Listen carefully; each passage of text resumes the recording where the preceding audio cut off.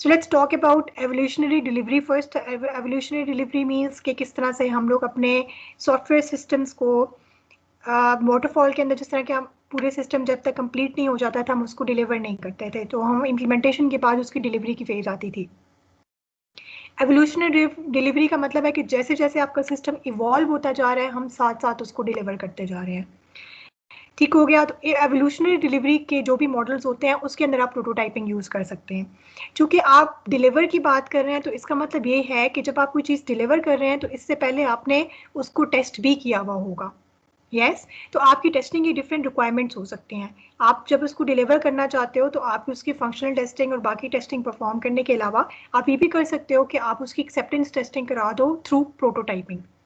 ठीक है, और प्रोटोटाइपिंग को आप यूज़ कर सकते हो किस तरह से कि फॉर एग्जांपल आप एक पोर्शन ऑफ सॉफ्टवेयर जब दे रहे हो आप उसको प्रोटोटाइपिंग करके टेस्टिंग करवाते हो तो आपको थोड़ा सा ये भी पता चल सकता है कि नेक्स्ट आपकी एक्टिविटी में कोई चेंज रिक्वायर्ड हो सकती है कि नहीं हो सकती। आप जब प्रोटोटाइपिंग कराते हो तो आपको फीडबैक मिल जाता है ना, ठीक है, और उस फीडबैक की बेस पे आपको ये पता चल जाता है कि हाँ जी ये बग भी आ सकता है या ये हो सकता है कि बाद में ये चीज़ कस्टमर को पसंद ना आए या कस्टमर वहीं से आपको कोई चेंज डिमांड कर सकते हैं।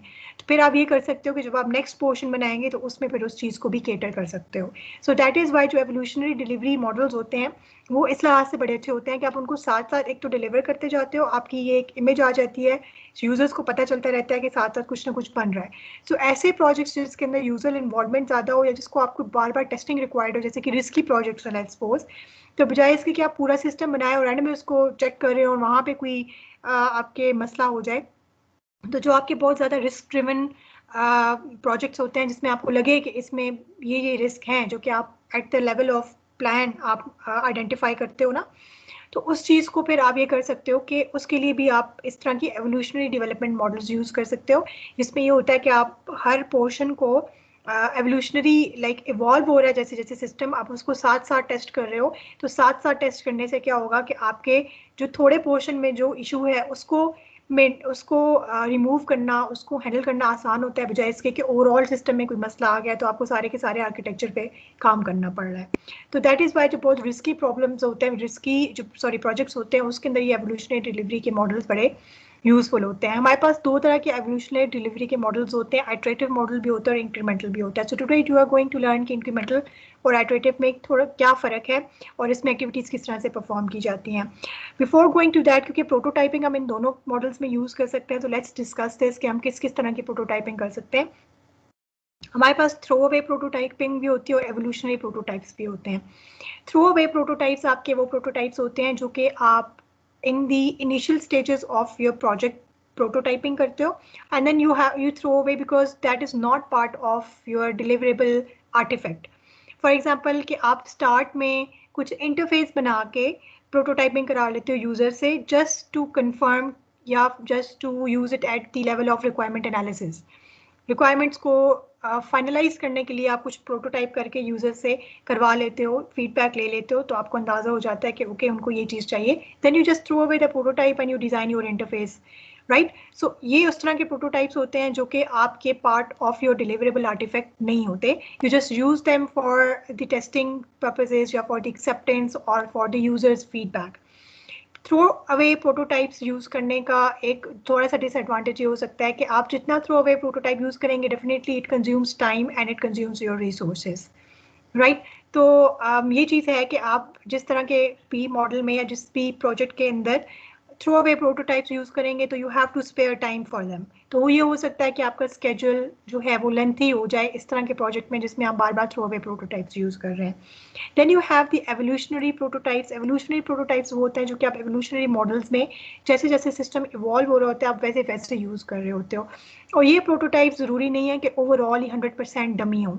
ये हो सकता है कि आप उसके जैसे कि मैं ये कैसे, जैसे मैंने आपको एग्जांपल दे रही थी सर्च के फंक्शन की, तो उसमें आप डेटा डमी डाल रहे हो क्योंकि अभी आपने शायद डेटाबेस कनेक्टिविटी नहीं किया, लेकिन फंक्शनल टेस्टिंग आपकी एक तरह से हो रही है, ठीक है। तो आप उसमें बाद में यही कर सकते हो कि आप उसको इन्हेंस कर दो, सर्च फंक्शन को पीछे डेटाबेस कनेक्टिविटी कर दो, तो then your function is ready to go. So आपने जिस चीज़ के ऊपर प्रोटोटाइपिंग की है उसके कुछ हिस्से को चेक करने के लिए जस्ट प्रोटोटाइप किया है, but you can actually deliver this as a feature कि आपका सिस्टम सर्च कर सकता है और इसको आप एज अ फीचर डिलीवर कर सकते हो by the end of the day. तो इसका मतलब है कि जो प्रोटोटाइप आपने इस लेवल पे बनाई थी that was actually a part of your deliverable artefact, right? तो डिलीवरेबल फीचर का पार्ट था, इनको हम एवोल्यूशनरी प्रोटोटाइप्स कहते हैं। ठीक हो गया। आपके जो प्रोटोटाइप्स हैं वो आप किस किस तरह से कर सकते हैं? आप लोग एज ए सॉफ्टवेयर इंजीनियरिंग अगर आप प्रोटोटाइप करना चाहते हैं तो आप क्या टूल्स यूज करेंगे? आई मीन आप कैसे प्रोटोटाइप करेंगे? प्रोटोटाइप का मतलब है आप ब्लूप्रिंट बनाना चाह रहे हैं। लेट्स सपोज हम ह्यूमन कंप्यूटर इंटरेक्शन के लिए चेक करने के लिए हम ह्यूमन कंप्यूटर इंटरफेस को प्रोटोटाइप करते हैं, हम फंक्शनैलिटी को प्रोटोटाइप करते हैं। जैसे फंक्शनैलिटी का एग्जांपल मैंने आपको सर्च इंजन का दे दिया, इंजन का नहीं सॉरी, सर्च फंक्शन का दे दिया कि आप डेटाबेस कनेक्टिविटी फिलहाल नहीं कर रहे, लेकिन रन करके चेक कर रहे हो कि वाकई डमी डेटा के साथ चेक कर रहे हो कि वो सर्च कर रहा है कि नहीं कर रहा। अगर आईडी के अगेंस्ट का है तो क्या वो आईडी के अगेंस्ट सर्च कर रहा है कि नहीं कर रहा। अगर आपकी दो सेम आईडीज हैं तो क्या वो दोनों को पिक कर रहा है कि नहीं कर रहा। So this is kind of like example of functional prototype. इसी तरह से आप मुझे कोई एग्जाम्पल दे सकते हैं कि आप प्रोटोटाइपिंग किस तरह से कर सकते हैं? आप कैसे प्रोटोटाइपिंग करेंगे as a software engineer? Option होती है जैसे भी आप प्रोटोटाइप करना चाहें। बाबर अली, आप एज एन सॉफ्टवेयर इंजीनियर किस तरह से प्रोटोटाइप करेंगे अपने प्रोजेक्ट को?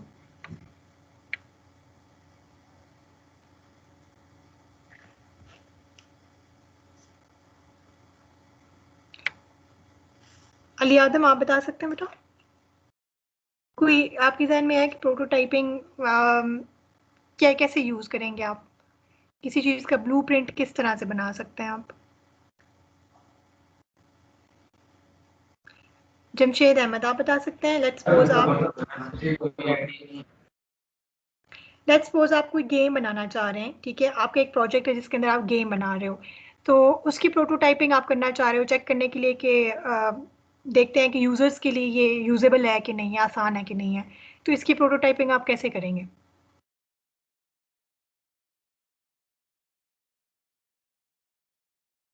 जमशेद अहमद, जमशेद अहमद आप बता सकते हैं?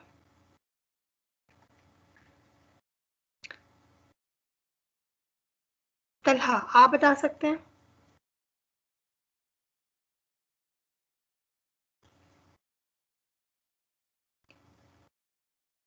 जिनके जवाब नहीं आ रहे उनकी अटेंडेंस मार्क नहीं होगी।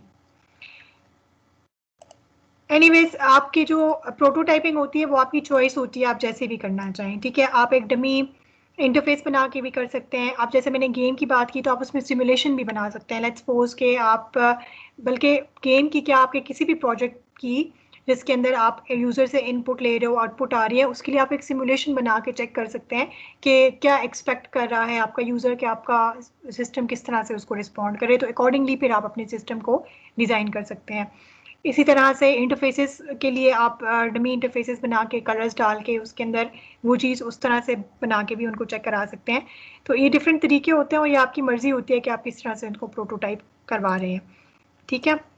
मैम ये ह्यूमन कंप्यूटर प्रोटोटाइपिंग का क्या मतलब है? मतलब यूजर इंटरफेस प्रोटोटाइपिंग है? Yes, yes, human computer interaction को चेक करने के लिए आप ह्यूमन कंप्यूटर इंटरफेस बना सकते हैं।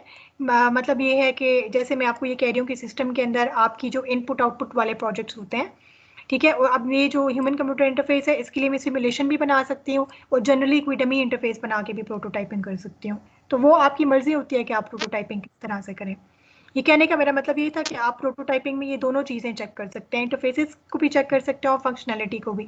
यूजुअली बच्चों का कॉन्सेप्ट ये होता है, जब हम प्रोटोटाइप कहते हैं तो बच्चों के ज़हन में सिर्फ इंटरफेस आ रहा होता है कि हम इंटरफेस पे कुछ बना के दिखा रहे हैं और उसको यूज़र हमें फीडबैक दे रहा है। तो ऐसा नहीं है, प्रोटोटाइपिंग आप फंक्शंस के लिए भी कर सकते होते हो, ठीक है? तो ये जिस मैंने आपको ये बताने के लिए किया कि ये दोनों चीज़ें आप प्रोटोटाइप कर सकते हो। Okay, why should you be doing prototyping? Why should you be doing prototyping? आप लोगों से पूछ रही हूँ।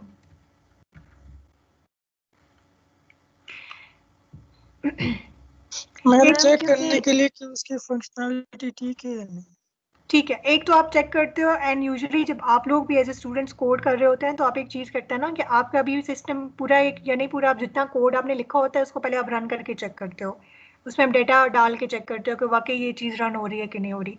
So this is basically learning by doing. आप प्रोटोटाइपिंग कर रहे हो, आप डमी डेटा डाल के उसको चेक कर रहे हो, ठीक है? तो इसका मतलब ये है कि if you're doing something first time, if any engineer, any programmer is doing something first time, he is programming something first time, तो वो ये कर सकता है कि उस अपनी प्रोग्राम को, कि उस टूल को अगर वो यूज कर रहा है तो पहली दफा में कर रहा है, तो ऑब्वियसली ही has to use the prototypes, ताकि वो साथ साथ करता जाए और ताकि साथ साथ उसको लर्न होता जाए कि वाकई उसको ये चीज़ समझ भी आती जाए कि जो मैं चीज़ मैं कर रहा हूँ वो मैं सही कर रहा हूँ।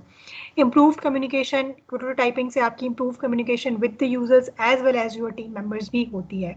ठीक है, हो सकता है कि आपका जो डिज़ाइनर है वो भी प्रोटोटाइपिंग यूज़ कर सकता है, डेवलपर को समझाने के लिए डेवलपर प्रोटोटाइप कर सकता है डिज़ाइनर से कोई चीज़ वैलिडेट कराने के लिए कि देखो ये चीज़ इस तरह रिक्वायर्ड थी डिज़ाइन के अंदर कि नहीं थी। सो कम्युनिकेशन बजाय इसके कि आप बातों में कर रहे हो या स्टेटमेंट्स की फॉर्म में कर रहे हो, डेफिनेटली जब आप सिमुलेशन की फॉर्म में या कोई चीज़ विजिबली दिखा के कर रहे होते हो तो वो आपकी सॉफ्टवेयर की जो भी बग्स हैं, जो भी प्रॉब्लम्स हैं या नीड्स हैं, वो बेहतर तरीके से कम्युनिकेट हो रही होती हैं। तो प्रोटोटाइपिंग इसका बड़ा अच्छा एक तरीका है कि सॉफ्टवेयर को आप किस तरह से उसकी सिचुएशन को कम्युनिकेट करना चाह रहे होते हो।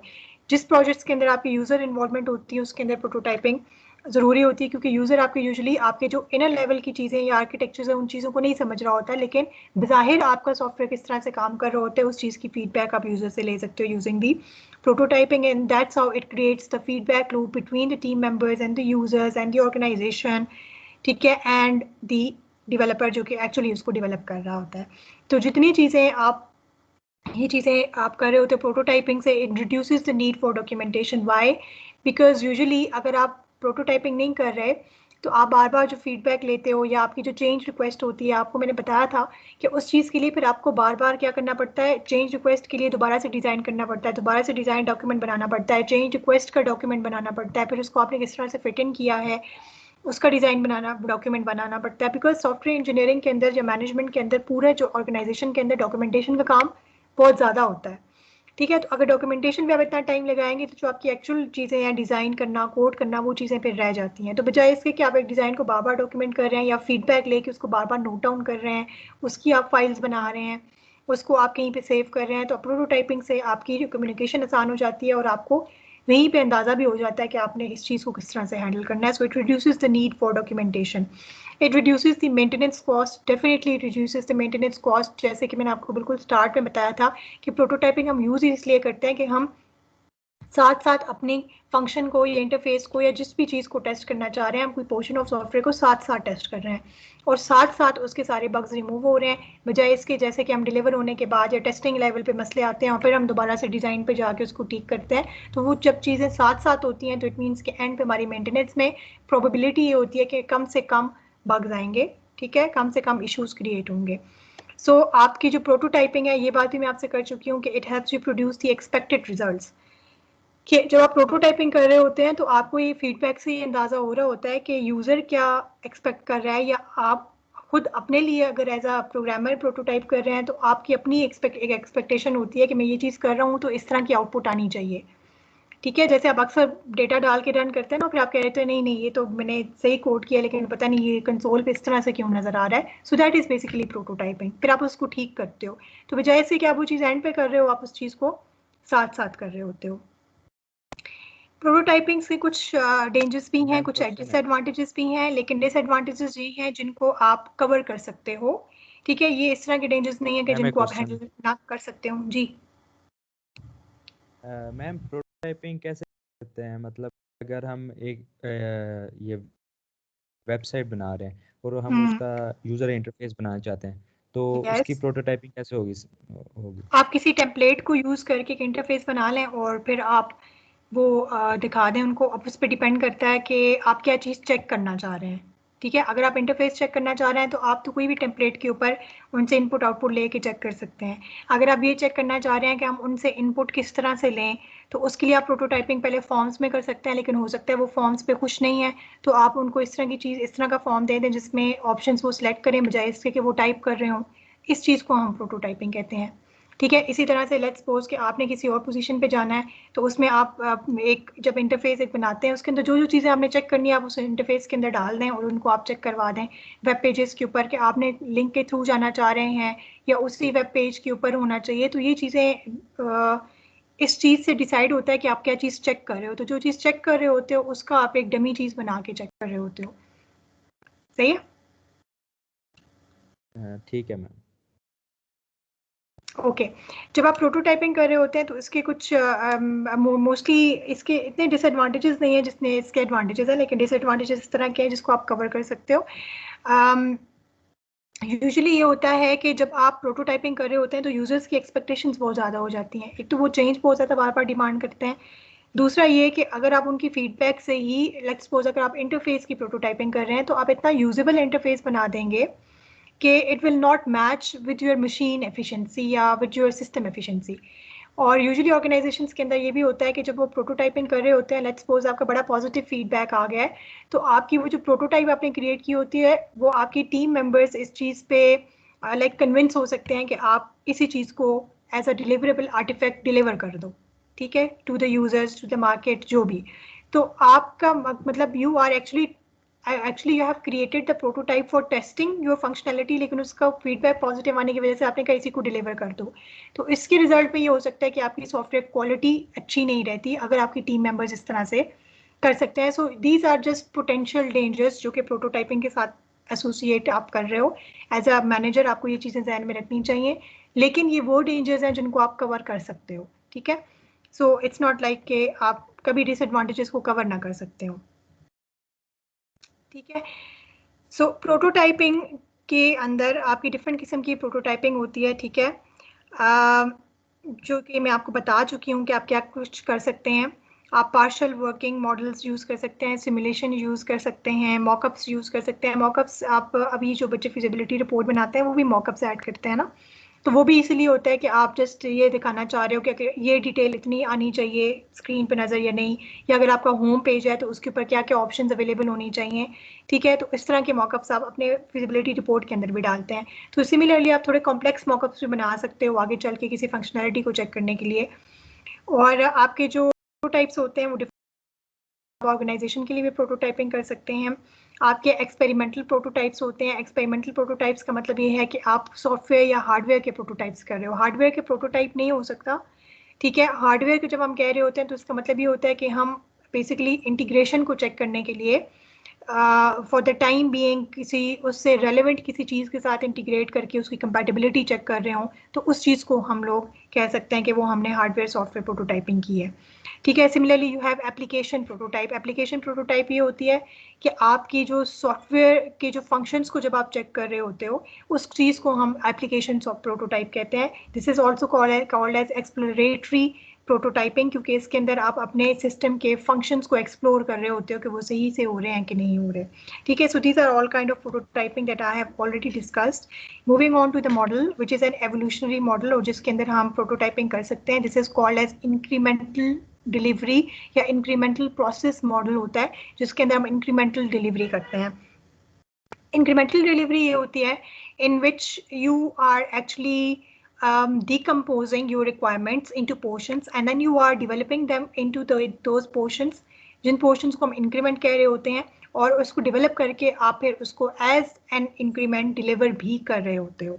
So it means that let's suppose that you have 20 requirements, ठीक है, उसमें से 5 का आप क्या कर लेते हो, 4 इंक्रीमेंट्स बना लेते हो, और फिर आप क्या करते हो कि आप ये कहते हो कि इन 4 रिक्वायरमेंट्स को मैं पहले बना के डिलीवर कर दूंगा, ठीक है। और अगर आप ये देखें कि एज एन इंक्रीमेंट अगर मैं उन 5 कह रही हूँ तो इट मीन्स कि I have divided my requirements into 4 increments, और I will be delivering my system increment by increment. So incremental delivery वो होती है जिसके अंदर हम सिस्टम के पोर्शंस को साथ साथ बना के टेस्ट करके सारा कुछ करके साथ साथ हम उनको डिलीवर करते जाते हैं। तो इसका मतलब ये है कि जो इंक्रीमेंट आप सॉफ्टवेयर के रिक्वायरमेंट्स का क्रिएट करेंगे वो इंक्रीमेंट ये होना चाहिए जो कि एक फुल फ्लेज्ड आपको फंक्शनैलिटी दे रहा हो। ये आधी मोटी फंक्शनैलिटी को आप इंक्रीमेंट नहीं कह सकते हैं, ठीक है। आपका लेट्स सपोज आप ये कह सकते हैं कि हम ये 2-3 फीचर्स हैं जो कि हम इंक्रीमेंट 1 में दे देंगे, या कोई एक फीचर भी आप चूज कर सकते हैं डिपेंडिंग अपॉन कि उस फीचर के ऊपर कितना काम है।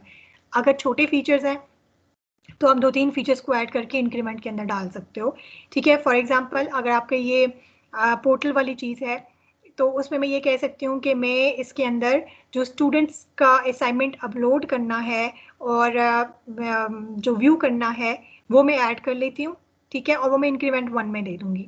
और उनका जो रिजल्ट व्यू करना है वो मैं इंक्रीमेंट 2 में दे दूंगी। तो जो इंक्रीमेंट 1 मैंने डिलीवर करना है उसमें एक्चुअली वो फीचर फुली फंक्शनल होना चाहिए, और जब कोई स्टूडेंट या आपका यूजर या आपका टेस्टर जब उसको उस फीचर को रन करके टेस्ट कर रहा हो तो एक्चुअली उसके ऊपर एक डॉक्यूमेंट अपलोड कर सकता हो। सो इंक्रीमेंट डिलीवर करने का ये मतलब नहीं है कोई छोटा सा कोड बना के उसको डिलीवर करती है। इसका मतलब ये होता है कि आप कुछ अपने पोर्शंस ऑफ रिक्वायरमेंट्स को फुल फ्लैश डेवलप करके in fully functional form deliver कर दो। ठीक है, it means that when you are doing this in form of increments तो you have to apply all the software development life cycle activities increment by increment. अब let's suppose मैंने जो पहली 5 requirements हैं उनको मैंने इंक्रीमेंट 1 पे डाल दिया है, तो उनको पहले मैं उनको सिर्फ डिजाइन करूंगी, फिर उनको कोड करूंगी, उनको इंस्टॉल करूंगी, उनको एवेल्युएट करूंगी। So install is basically build is development phase, installation is implementation phase, evaluation is testing phase.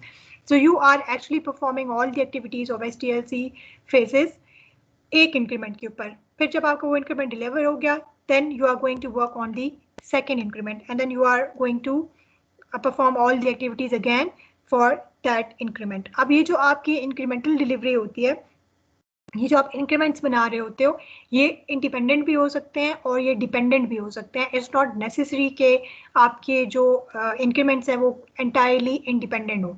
Usually आपके इंक्रीमेंट्स इस तरह के भी हो सकते हैं कि आपने पहले एक इंक्रीमेंट, पहले आपने ये वाली चीज़ दे दी, ठीक है, लेट्स सपोज अपलोड करने वाला जो था वो इंक्रीमेंट 1 में था और मेरे लिए as the part of teacher मुझे वो व्यू करना, उसको डाउनलोड करना, वो चीज़ मेरा इंक्रीमेंट 2 में था। तो मैं इन दोनों को integrate by the end of the day जब मुझे एज अ होल पूरा सिस्टम देना पड़ेगा, तो जो आपके मॉड्यूल्स आपके डिपेंडेंट है या जिनके लिए इंटीग्रेशन होना जरूरी है तो आप उनको इंटीग्रेट कर सकते हो। लेकिन जब आप वो मॉड्यूल डिलीवर करते हो तो वो आपका फुली फंक्शनल मॉड्यूल होना चाहिए। This is called as incremental delivery.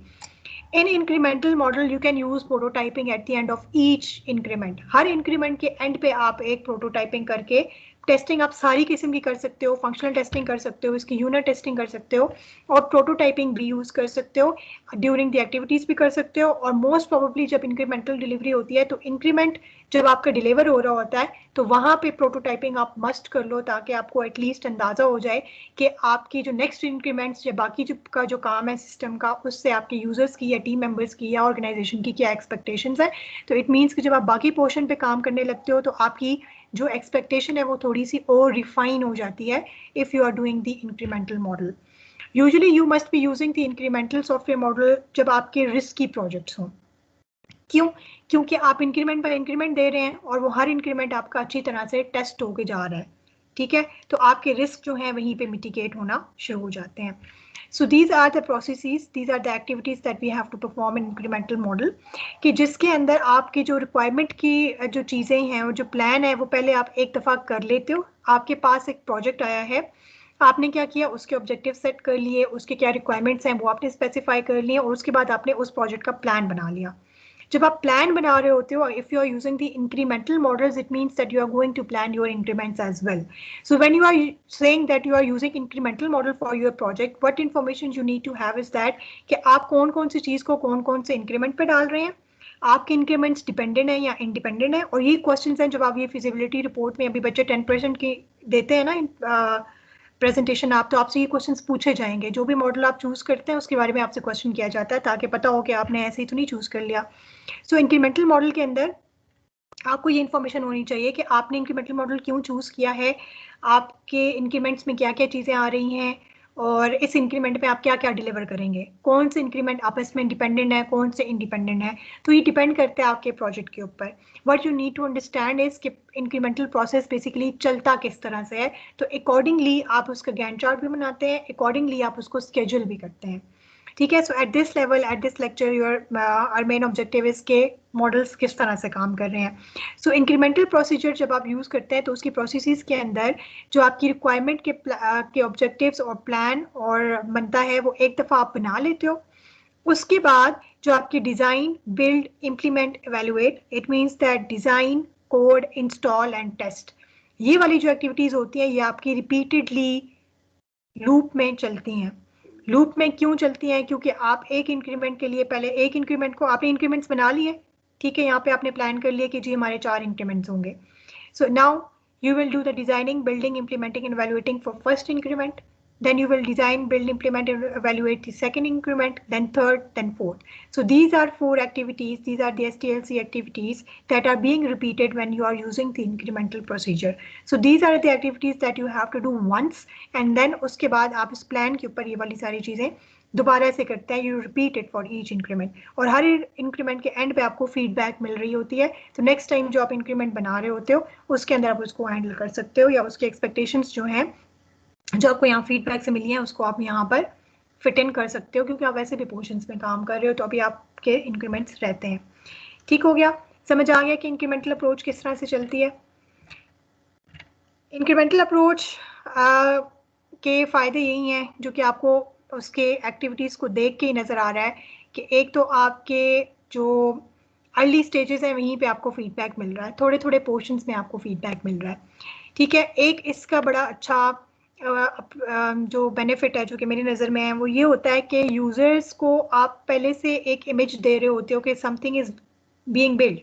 तो आपके जो इस किस्म के जो क्रूशल किस्म के यूजर्स होते हैं तो उनको मतलब to gain their trust you can tell them कि ये देखें जी आहिस्ता आहिस्ता काम हो रहा है, और यूजर्स को भी अंदाज़ा हो जाता है कि ओके अब इस हद तक हमारा काम हो गया, अभी इतना काम रहता है. अब यूजुअली जब आप ऑर्गेनाइजेशंस के अंदर एक कस्टमाइज प्रोजेक्ट की बात कर रहे होते हैं जिसके लिए आपको कस्टमर्स पे कर रहे होते हैं, तो उस तरह के प्रोजेक्ट्स के लिए इंक्रीमेंटल अप्रोच बड़ी अच्छी इसलिए होती है कि एक तो आपके यूजर्स की इन्वॉल्वमेंट रहती है, secondly you can start the cash flow. Cash flow इस तरह से कि जब आप थोड़ी थोड़ी चीज़ों को उनको डिलीवर करते जा रहे हो तो you can get paid for that. ठीक है, you can ask your users to pay for delivered. तो यानी कि आपका सिस्टम अगर अभी कंप्लीटली बना भी नहीं है, डिलीवर भी नहीं हुआ, लेकिन आपका कैश इनफ्लो स्टार्ट हो गया. ठीक है, तो ये आपके डिफरेंट बेनिफिट्स होते हैं किसी भी मॉडल को यूज करने के, और अगर आपको इस तरह का कोई बेनिफिट चाहिए है तो फिर आप इंक्रीमेंटल मॉडल यूज कर सकते हैं. ठीक है, लेट्स सपोज अगर आपका कोई इस तरह का प्रोजेक्ट है जिसमें यूजर की इन्वॉल्वमेंट भी है लेकिन आपका बजट कम है, तो आप इंक्रीमेंटल मॉडल यूज कर सकते हैं कि एक तो वो साथ साथ टेस्ट होता जाए और साथ साथ ही आप कैश इनफ्लो शुरू करवा लें, जिसको फिर आप नेक्स्ट इंक्रीमेंट्स की बजटिंग में या डिजाइनिंग के अंदर यूज कर सकते हो.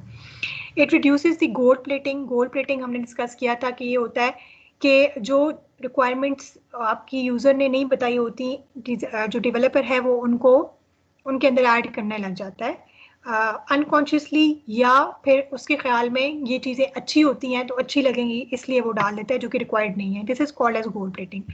तो जब आप प्रोटोटाइपिंग कर रहे हैं तो आपको वैसे ही फीडबैक भी मिल रहा है और आपको यूजर्स की एक्सपेक्टेशंस का भी पता चल रहा है, तो आपकी गोल्ड प्लेटिंग कम से कम हो जाती है. तो it's better that you don't do the gold plating, क्योंकि डेफिनेटली जब भी आप कोई एक्स्ट्रा काम कर रहे होते हैं तो उसके ऊपर आप रिसोर्सेज आपके लग रहे होते हैं. तो ये भी हो सकता है कि आपकी सॉफ्टवेयर की क्वालिटी जो है वो खराब हो रही हो because of the extra features that you are adding in your system. So do you think that there can be any disadvantages for incremental approach, and what do you think they can be? कुछ cases आप कर सकते हैं कि अगर आप चीज़ों को इंक्रीमेंट में दे रहे हैं तो आपके क्या डिसएडवांटेजेस हो सकते हैं, क्या फेस करना पड़ेगा आपको, कोई इस तरह का मसला हो सकता है if you are using the incremental approach. Who is going to tell me? Ma'am time बहुत ज़्यादा लगेगा इंक्रीमेंटल में टाइम. हाँ यस, अगर आप एक चीज़ को अगर आपके इंक्रीमेंट्स डेफिनेटली अगर वो डिपेंडेंट है तो आपको बारी बारी करने पड़ेंगे, आप उनको पैरेलल में नहीं चला सकते हैं, तो फिर मसला होगा. यस, फिर टाइम ज़्यादा लगेगा अगर उस तरह के इंक्रीमेंट्स हैं. गुड. इसके अलावा कोई?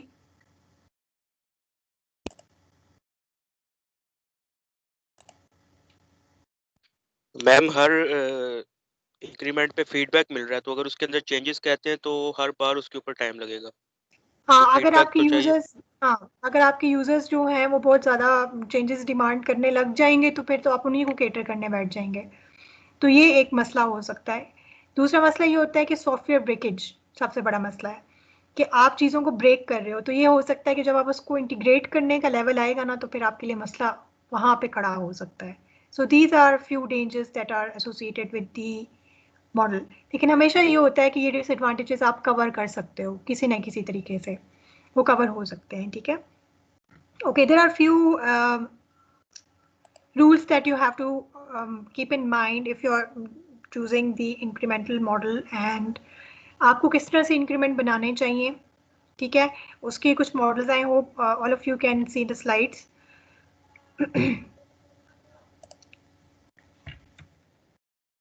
आपके जो इंक्रीमेंट होता है, जैसे कि मैंने जब आपको एग्जांपल दे रही थी तो मैं आपको ये कह रही थी कि ये नहीं हो सकता कि आप कोई एक इनकम्प्लीट सी चीज़ को उठा के या बहुत थोड़ी सी चीज़ को या बहुत ज़्यादा पोर्शन एक इंक्रीमेंट में डाल दें और दूसरे इंक्रीमेंट में कम डालें। तो यूजुअली जो आपके इंक्रीमेंट्स होते हैं उसके अंदर आपके प्रोजेक्ट का 1 to 5% पार्ट वहाँ पे फुलफिल होना चाहिए, ठीक है। 5 से ज़्यादा नहीं, इतना ही पोर्शन आपका एक इंक्रीमेंट में होना चाहिए, इससे ज़्यादा नहीं होना चाहिए। क्योंकि अगर आप एक इंक्रीमेंट पे ज़्यादा टाइम लगाएंगे तो डेफिनेटली फिर आप जब नेक्स्ट इंक्रीमेंट्स में जाएंगे फिर साथ चेंजेस भी होंगी तो फिर आपका बहुत ज़्यादा ओवर टाइम लग सकता है, ठीक है। Non computer steps should be included. जब आप इंक्रीमेंटल प्लान बना रहे होते हैं, ठीक है, तो आप उसके अंदर जनरली ये नहीं देख रहे होते कि आपके कंप्यूटर के अंदर क्या स्टेप्स होंगे, आप सिर्फ ये देख रहे होते हो कि ऐसे कौन से फीचर्स हैं जिनको आप ओवरऑल एक फुली फंक्शनल करके उनको डिलीवर कर सकते हो। So you are actually talking about के the form in which the increment will be being delivered. उसमें आपकी कोडिंग के को जहन में रख के आपने इंक्रीमेंट नहीं बनाना होता कि ये चीज़ हम ये पहले कोड कर लें और इसको बाद में कोड कर लें, इस बेस पे आप इंक्रीमेंट्स नहीं बनाते हैं, ठीक है। उसके बाद आपका जो इंक्रीमेंटल प्लान आप कर रहे होते हो उसके अंदर जो इंक्रीमेंट्स के अंदर आप जो इंक्रीमेंट्स क्रिएट करो उसके अंदर जो स्टेप्स हैं उसमें मोर देन 3 मंथ्स एक स्टेप के ऊपर नहीं लगने चाहिए, क्योंकि आपके जो इंक्रीमेंट्स हैं या आपके जो मॉडल्स जो भी प्रोसेस मॉडल आप चूज करते हो, जब आपकी मॉडल आपने चूज कर लिया तो इट मीन्स आपने एक्टिविटीज का एक फ्लो चूज कर लिया है। When you have chosen the flow, you have decided the flow, तो आपके अकॉर्डिंगली फिर आपका प्रोजेक्ट स्केड्यूल होता है ना, ठीक है। तो जब भी आप कोई इंक्रीमेंटल मॉडल यूज कर रहे हैं तो you should be keeping in mind कि आप इस तरह की एक्टिविटीज रखें जिसमें एक स्टेप के ऊपर 3 मंथ से ज्यादा का टाइम आपका ना लग रहा हो, ठीक हो गया। Each step should deliver some benefit to the, by step I mean increment, okay? Each step should deliver some benefit to the user. Definitely आप एक इंक्रीमेंट दे रहे हो लेकिन वो यूजर को कुछ नजर नहीं आ रहा होता हुआ तो उस इंक्रीमेंट का कोई फायदा नहीं है। तो इंक्रीमेंटल अप्रोच आप उन्हीं प्रोजेक्ट्स में चूज कर सकते हो जिसके फीचर्स को आप 1 by 1 करके सबमिट कर सकते हो या डिलीवर कर सकते हो, ठीक है। Some steps will be physically dependent on the others, yes this is possible कि एक इंक्रीमेंट दूसरे के ऊपर डिपेंडेंट हो, ठीक है। तो जो आपका इंडिपेंडेंट है उसको आप पहले डिलीवर कर दें और जो डिपेंडेंट वाला है उसको आप बाद में डिलीवर कर दें, तो इवेंचुअली आपको ये भी पता चल जाएगा कि कौन सी वाली एक्टिविटीज़ हैं वो आपको पहले स्केड्यूल करनी चाहिए और कौन सी वाली को आपको बाद में स्केड्यूल करना चाहिए। सेकेंडली, अगर वो डिपेंडेंट है तो फिर आप उन इंक्रीमेंट्स को पैरेलल में नहीं बना सकते, ठीक है। इट्स वेरी मच पॉसिबल कि अगर आपके इंक्रीमेंट्स वो हैं इंडिपेंडेंट हैं तो फिर ये पॉसिबिलिटी होती है ना कि आप मल्टीपल टीम्स को लगा दें उसके ऊपर। एक टीम आपके एक इंक्रीमेंट पे काम कर रही हो, दूसरी टीम आपके दूसरे इंक्रीमेंट पे काम कर रही हो, so you can actually take your increments in parallel as well, ठीक है। Okay, yes, so this the last statement that I just said कि आप इंक्रीमेंट को पैरेलल में लेके चल सकते हैं, this is the model, incremental model जिसके अंदर आप एक्टिविटीज को पैरेलल में लेके चल रहे हैं अगर वो इंडिपेंडेंट है तो, ठीक है। तो इट मीन्स कि इट इज अलाउड। सो वही वाली चीज़ है कि आप प्लानिंग, रिक्वायरमेंट एनालिसिस और जो आप डिज़ाइन है वो आप पहले कर लेते हो, जो आपका मेजर सिस्टम का डिज़ाइन होता है कि डिज़ाइन के अंदर ही आप डिसाइड करते हो ना कि कौन सा मॉडल यू चूज़ करना है। अगर आपने इंक्रीमेंटल मॉडल चूज़ कर लिया है तो आपने 3 इंक्रीमेंट्स को, यहाँ पे जो प्रोजेक्ट दिया गया है ये 3 इंक्रीमेंट्स हैं, ये मैंने ऐड कर लिया, ठीक है। और ये आपके पैरेलल में हो रहे हैं, इसका मतलब है ये इंक्रीमेंट भी बन रहा है, कोई टीम के आधे मेंबर्स आपके इस इंक्रीमेंट पे काम कर रहे हैं और आधे मेंबर्स इस पे काम कर रहे हैं। तो जैसे जैसे भी वो डिलीवर होती जाए, कोई पहले कोई बाद में, लेकिन इससे क्या होगा कि आपका टाइम कम लगेगा प्रोजेक्ट के ऊपर। एंड देन मेंटेनेंस जो है वो आपकी ओवरऑल जब आपका सारी चीज़ें डिलीवर हो जाती हैं तो तब आपकी सिस्टम की मेंटेनेंस आती है। When we are talking about the system, so you need to understand the difference between a software and system, and you need to understand difference between system and the increments as well. So यहाँ से मैं आपको एक example बता देती हूँ ताकि आपको अंदाज़ा हो जाए कि पैरेलल किस तरह से हो सकता है। कि आप में से भी अपना प्रोजेक्ट बता दें तो मैं उसकी एग्जांपल दे देती हूँ, या अगर आप कोई मुझे एग्जांपल देना चाहें किसी प्रोजेक्ट की। लेट्स सपोज आपका, अगर मैं यही वाला एक सिंपल सा जो प्रोजेक्ट होता है जिसको मैं यूजुअली चूज़ कर रही होती हूँ कि आपका ये जो डेटा ड्रिवन अगर कोई आपका सॉफ्टवेयर है उसके अंदर ये हो सकता है कि आपकी जो पहला इंक्रीमेंट है, ठीक है, उसके अंदर ये वाला जो इंक्रीमेंट है ये कर रहे हैं कि ये आपके जो आपकी मेजर इंटरफेस बना रहे हैं और फॉर्म में जो इनपुट लेना है ये वो वाला काम, इनपुट्स लेने का जितना भी काम है वो सारे इंक्रीमेंट 1 में मैं कर रही हूँ। इंक्रीमेंट नंबर 2 में मैं एडिटिंग का, अपडेटिंग का, डिलीटिंग का मैं वो वाला काम कर रही हूँ। इंक्रीमेंट 3 के अंदर मैं डेटाबेस कनेक्टिविटी और इंटरफेस बना के अपने जो फंक्शंस हैं उनको उनके साथ कनेक्ट कर रही हूँ। अगर मैं इस तरह की बात करती हूँ जिस तरह के इंक्रीमेंट्स मैंने बनाए हैं, तो डेफिनेटली आप डेटाबेस के अंदर डेटाबेस क्रिएट करके उसका डेटा डाल सकते हो, साथ साथ वो आपकी जो फंक्शंस हैं या फॉर्म्स हैं वो भी क्रिएट हो सकते हैं, साथ साथ आपकी अपडेट की फंक्शनलिटी भी हो सकती है। लेकिन जिस तरह के मॉड्यूल्स मैंने बोले हैं इनमें काम डेफिनेटली आप इनको इंक्रीमेंट्स में कर सकते हो, लेकिन इन इंक्रीमेंट्स को फिर आपको बाद में इंटीग्रेट करना पड़ता है। सिमिलरली अगर मैं यहाँ पे इंटरफेस वाली बात करूँ, तो अगर मैं इंटरफेस वाली बात करूँगी उस तरह का मॉड्यूल्स में बनाऊंगी, तो उसमें ये होगा कि इंटरफेस कि आप फिर एक प्रोटोटाइप बना सकते हैं या एक ओवरऑल इंटरफेस बना सकते हैं। वो फुली फंक्शनल डिलीवर नहीं हो सकता जब तक कि आपकी बाकी फंक्शनलिटीज़ ना बनी हुई हो। ज़रा इंटरफेस पे खाली बटन को क्लिक करके कोई यूज़र क्या करेगा जब तक आप उसके पीछे उसकी फंक्शनलिटी नहीं दे रहे। तो इस केस में फिर आप क्या कर सकते हो कि आप उसको पैरेलल नहीं बना सकते। इन्हीं एक्टिविटीज़ को आप इस तरह से भी डिज़ाइन कर सकते हो कि ये पैरेलल में हो सकती हो। ठीक है, तो डिपेंड करता है कि आप किस तरह से एक्टिविटीज़ को मॉड्यूल्स के अंदर डिवाइड करते हैं। जब आप बच्चे FYP कर रहे होते हैं तो उसमें मैंने यूजुअली देखा है कि आप लोग इंक्रीमेंटल बोल रहे होते हो, आइटरेटिव बोल रहे होते हो, काम इंक्रीमेंटल कर रहे होते हो, या मॉड्यूल्स बना लेते हो, लेकिन ये नहीं पता होता कि मॉड्यूल्स डिपेंडेंट है इंडिपेंडेंट है। और अगर मैं आपसे ये कहूँ कि जी अगर आप किस तरह से डिलीवर करेंगे मुझे अपना सिस्टम का 60% में, आप मुझे सारे फीचर्स थोड़े थोड़े करके दिखाएंगे या मुझे कोई 2-3 फीचर्स हैं जो आप फुली फ्लैश दिखाएंगे, तो उस चीज़ पे आप डिसाइड करते हो कि आपकी 60% प्रेजेंटेशन में कितना आप FYP में दोगे। और जो मॉडल आप चूज़ कर रहे होते हो that is basically decides this for you कि आप किस तरह से कोडिंग करो। ठीक है, मॉड्यूल्स को किस तरह से कोड करो, तो ये चीज़ें आपकी मॉडल्स डिसाइड कर रहे होते हैं। So when you will be done with the iterative model, तो फिर आपको इन दोनों में डिफरेंस भी पता चल जाएगा। एंड देन आपको ये भी पता चल जाएगा कि जब आपने कोई अपना अभी जो सेमेस्टर प्रोजेक्ट चूज़ किया है या आपने जो FYP अपना चूज़ किया हुआ है उसके अंदर आप जब आप चूज़ करेंगे तो उसके बाद आप ड्यूरिंग द FYP किस तरह से काम को लेके चलेंगे। ठीक है, so when can we use the incremental model, फिर वही वाली बात आ जाती है when the requirements are superior, a project has a lengthy development schedule, तब भी आप इंक्रीमेंटल मॉडल चूज़ कर सकते हो। ठीक है, अगर आपके लेट्स सपोज के डेवलपमेंट स्केड्यूल आपका इतना है कि आप एडजस्ट कर सकते हो बार बार प्रोटोटाइपिंग को, फीडबैक हैंडल करने को, तो फिर आप इंक्रीमेंटल आराम से यूज़ कर सकते हो। ठीक है, when software teams are not very well skilled और ट्रेंड, तो फिर ये हो सकता है कि आप जिस चीज़ में ट्रेंड है आपकी टीम उसको वो वाला इंक्रीमेंट दे कि किसी और चीज़ में वो एडेप्ट हैं, वो माहिर हैं, आप उनको वो वाला पार्ट दे दो। ठीक है, इसी तरह से अगर आपकी सॉफ्टवेयर टीम वेल स्किल्ड नहीं है तो it means you have to check their work again and again, तो उस सेंस में भी, उस कॉन्टेक्स्ट में भी फिर इंक्रीमेंटल बेहतर होता है। When the customer demands a quick release of the product, if customer is telling you कि मुझे जल्दी जल्दी प्रोडक्ट चाहिए, तो बजाय इसके कि आप पूरे सिस्टम को एक रश में बनाएं, आप ये कर सकते हैं उसको साथ साथ थोड़ा थोड़ा देते जाएं ताकि उसके एक इमेज क्रिएट होता जाए कि okay I am getting something. ठीक है, and you can develop the prioritize requirements first. Yes, ये भी हो सकता है यूजुअली कि आपके जो कस्टमर्स हैं वो कह सकते हैं कि हमें ये सेट ऑफ चीज़ें, ये वाले फीचर्स हमें पहले चाहिए, बाद में आप ये वाली चीज़ें बनाते जाओ। फॉर एग्जाम्पल आपके पोर्टल सिस्टम में ये हो सकता है कि आपकी लेट्स सपोज एक यूनिवर्सिटी एक पोर्टल सिस्टम बनाने का कहती है, तो वो आपको ये कह सकती है कि मुझे अटेंडेंस और असाइनमेंट की अपलोडिंग और डाउनलोडिंग टीचर्स और स्टूडेंट्स के लिए ये चीज़ बना दो, उसके बाद ऑनलाइन टेस्टिंग और ये प्रोजेक्ट्स वाली चीज़ आप बेशक मुझे बाद में बना के दे दें। तो इस तरह की जब आपकी रिक्वायरमेंट्स होती हैं तो इस तरह के प्रोजेक्ट्स के लिए भी आप इंक्रीमेंटल चूज़ कर सकते हो, क्योंकि जो प्रायोरिटाइज रिक्वायरमेंट्स होती हैं उसको फिर आप फर्स्ट इंक्रीमेंट में रख के बना के वो आप डिलीवर कर दो, और बाकी जो आपकी चीज़ें हैं जिन पे ज़्यादा उनकी प्रायोरिटी नहीं है उनको आप बाद में आराम आराम से बना सकते हो। तो ये सिर्फ हिंट्स हैं कि इस तरह की इंफॉर्मेशन आपको कहीं पे नज़र आती है तो फिर आप इंक्रीमेंटल मॉडल यूज़ कर सकते हैं। Next model that we are going to discuss is iterative model. Iterative model और इंक्रीमेंटल में थोड़ा सा फ़र्क है, और अगर आपको इनके नाम का मतलब पता हो तो फिर आपको ये भी पता चल जाता है कि ये मॉडल रन किस तरह से होता है।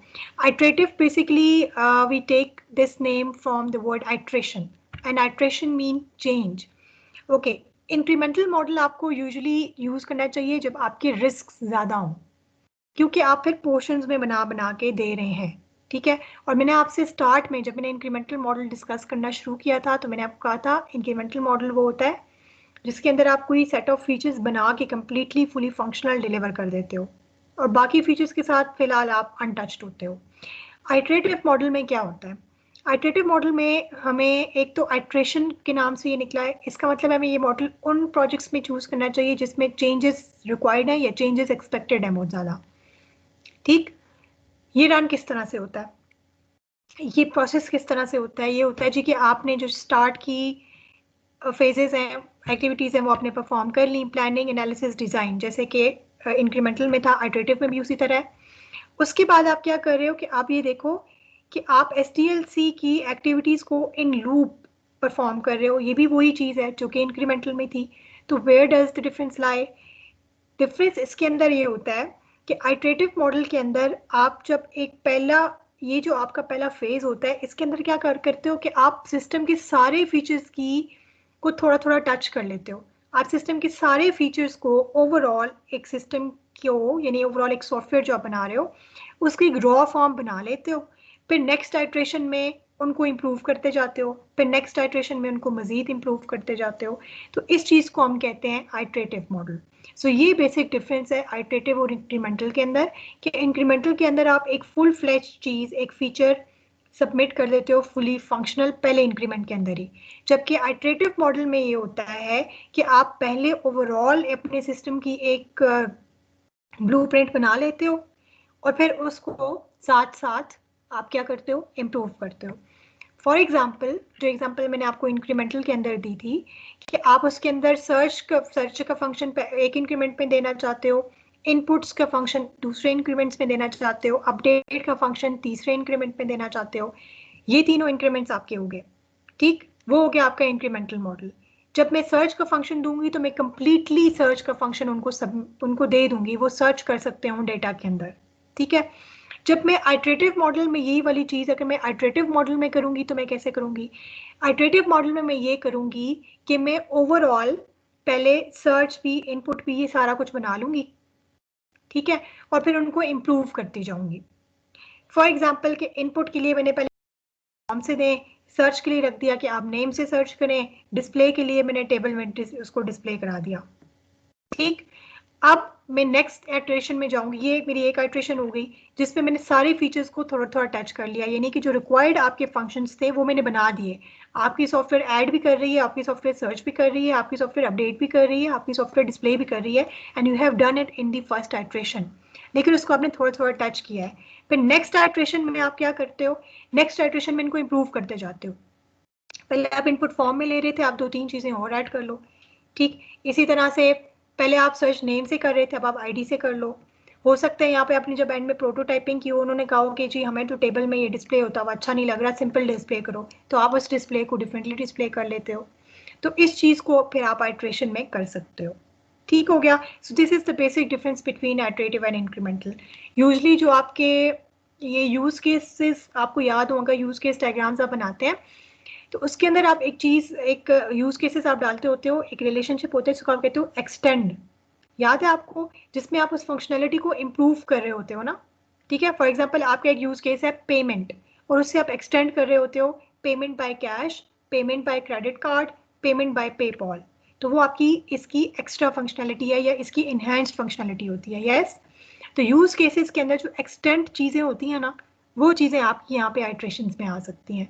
तो अगर आपने कभी रिक्वायरमेंट एनालिसिस के टाइम पे यूज केसेस आप बनाते हो और आपको डिजाइन में ये चीजें नजर आती हैं कि ये एक्सटेंड फंक्शंस हैं, तो आप ये कर सकते हो कि पहले आप पेमेंट रख लो बाय कैश, और फिर नेक्स्ट आइट्रेशन में आप उसमें ऑप्शंस डाल दो कि आप पेपॉल से भी कर सकते हो और इससे भी। तो इसका मतलब है पहली आइट्रेशन में भी पेमेंट तो हो रही थी जो उसका बेसिक फंक्शन था, लेकिन बाय कैश हो रही थी, आगे आपने उसको इनहेंस कर दिया।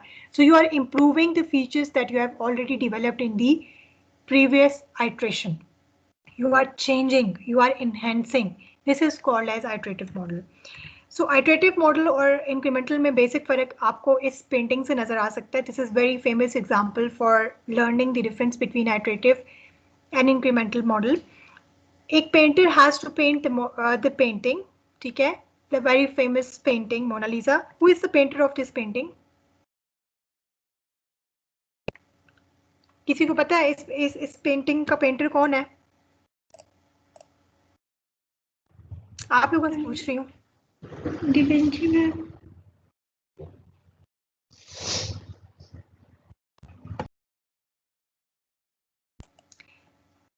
यस। सो अब जी उन्होंने ये सोचा कि मेरे उनके जहन में एक पोर्ट्रेट था कि हमने ये वाला पेंटिंग मैंने बनानी है, ठीक है। तो उसके दो तरीके हो सकते थे। एक तरीका उन्होंने इंक्रीमेंटल हो सकता था, उसमें पेंटर के जहन में आया कि मैंने ये चीज़ पेंट करनी है, तो उसने क्या किया कि पहले उसका फेस एक कंप्लीट बना लिया। उस पूरे फेस के ऊपर उसने पहले उसको स्केच किया होगा, फिर ड्रॉ किया, फिर उसके फीचर्स को इन्हेंस किया, फिर उसकी फिनिशिंग की, पॉलिशिंग की, वो फीचर पूरे का पूरा उसका फेस रेडी हो गया। और फिर उसके बाद वो नेक्स्ट फेज पे क्या है, नेक्स्ट फेज में उसने उसकी बाकी आधी चीज़ें बनाई है, लेफ्ट साइड बनाई है, फिर उसने पेंटिंग की राइट साइड बनाई है। This is called as incremental model, ठीक है। अगर वो इसको आइटरेटिव मॉडल में करता पेंटर, तो क्या करता, वो ये करता कि वो पूरी की पूरी पेंटिंग का एक स्केच ऑलरेडी बना लेता, ठीक। फिर नेक्स्ट फेज में वो क्या करता, उसकी कलरिंग करता, उसकी फीचर इन्हेंस करता, फिर नेक्स्ट थर्ड फेज में क्या करता कि उसकी पॉलिशिंग करके फिनिशिंग कर लेता। तो ये चीज़ आपको समझ आ रही है। ये चीज़ हम जब सॉफ्टवेयर के टर्म्स में बात करते हैं तो इसका मतलब हमने सारे फीचर्स को पहले ओवरऑल जो फंक्शनल रिक्वायरमेंट हमारी हैं उन सारों को हमने बना लिया है, फिर उससे नेक्स्ट फेज में उनको इन्हांस कर रहे हैं, उससे नेक्स्ट फेज में उसको और इम्प्रूव कर रहे हैं और इन्हांस कर रहे हैं। अगर हम इंक्रीमेंटल कर रहे होंगे तो मैं क्या करूँगी, मैं पहले एक फीचर पहले पूरा कंप्लीट बना के दे दूंगी इनपुट का, फिर नेक्स्ट फीचर पूरा सर्च का पूरा बना के दे दूंगी, उसके बाद फिर मैं इंटरफेस बना के दे दूंगी। सो मैं क्या कर रही हूँ, फीचर बाय फीचर जब दे रही हूँ तो that is called as incremental model. Okay, यहाँ पे एक और एग्जांपल है ई कॉमर्स की वेबसाइट फॉर एग्जांपल आप बना रहे हैं, आपको पता है ई कॉमर्स वेबसाइट्स बहुत सारी हैं, हम यूज़ भी सारे लोग करते रहते हो। तो एज अ सॉफ्टवेयर इंजीनियर आपको पता है कि इसकी क्या रिक्वायरमेंट्स होंगी। So I am not going into details of the software requirements for the e commerce website. You have that understanding की ई कॉमर्स वेबसाइट किस तरह से होती है, उसके क्या क्या फंक्शंस होते हैं।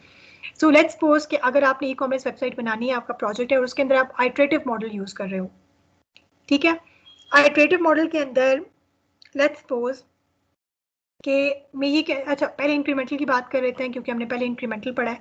इंक्रीमेंटल के अंदर लेट्स सपोज कि आप ये करते हो कि मैं इसको फीचर बाय फीचर सबमिट करना डिलीवर करना चाह रही हूँ। तो ये हो सकता है कि वेबसाइट के ऊपर पहला इंक्रीमेंट पे ये रख लूँ कि आप प्रोडक्ट की को व्यू कर सकते हैं, उसको कंपेयर कर सकते हैं और उसको ऐड टू कार्ट कर सकते हैं। This is my first increment which is regarding the product, ठीक है।